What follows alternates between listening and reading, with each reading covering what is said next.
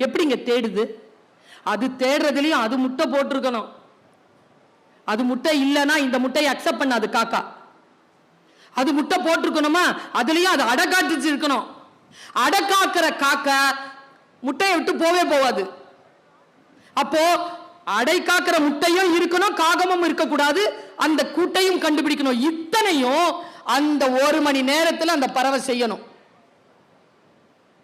அது என்ன பண்ணுமா, ஆண் பறவையை சேர்த்துக்குமா.